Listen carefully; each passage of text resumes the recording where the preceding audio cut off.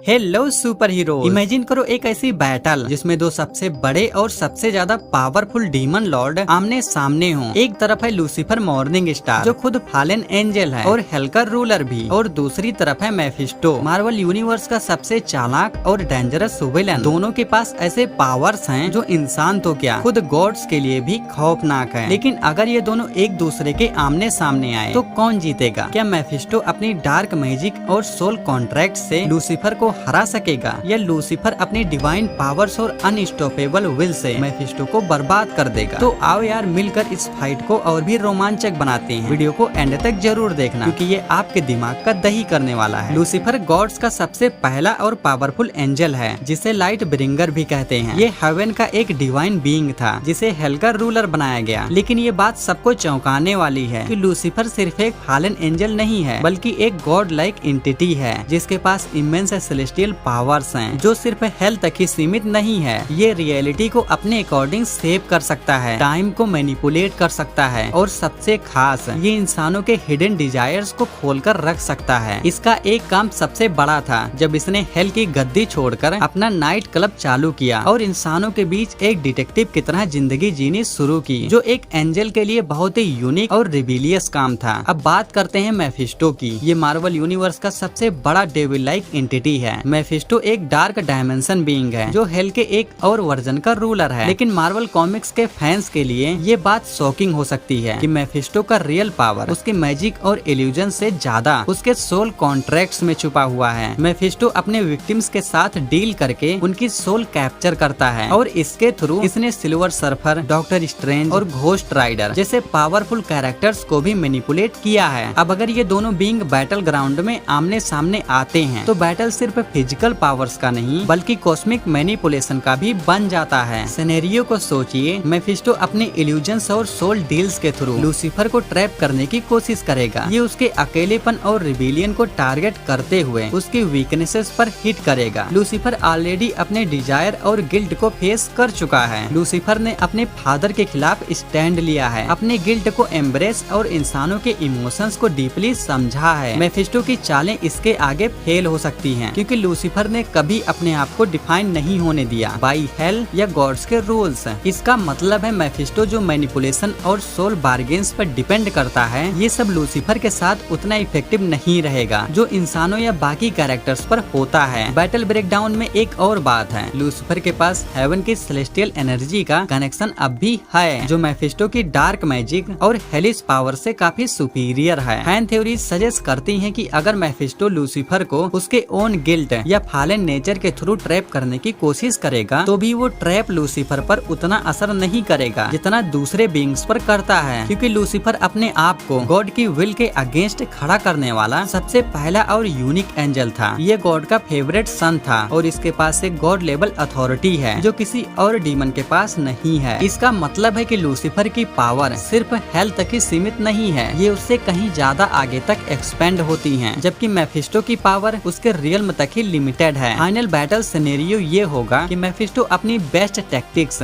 Illusion, soul manipulation और dark magic का use करेगा, लेकिन लूसीफर अपने डिवाइन पावर को अनलीज करते हुए मेफिस्टो को उसके ही रियल्म में डिफीट करेगा, क्योंकि मेफिस्टो का पूरी तरह से अपनी हेलिस पावर पर डिपेंड होना इसकी सबसे बड़ी वीकनेस बन जाएगी। देखो, इतना सब कुछ जानने के बाद ये क्लियर हो जाता है कि विनर लूसीफर होगा। वैसे क्या आपको ये लगता है कि मेफिस्टो को विनर होना चाहिए था? ये बैटल अब तक के सबसे इंटेंस माइंड गेम्स और पावर स्ट्रगल का एक एग्जाम्पल था, लेकिन ऐसे ही और भी इपिक बैटल्स और कॉस्मिक शोडाउन्स के लिए सब्सक्राइब कर ही दो। और नेक्स्ट बैटल किस पर देखना चाहते हो कमेंट कर देना। See you in the next video. Bye bye and take care.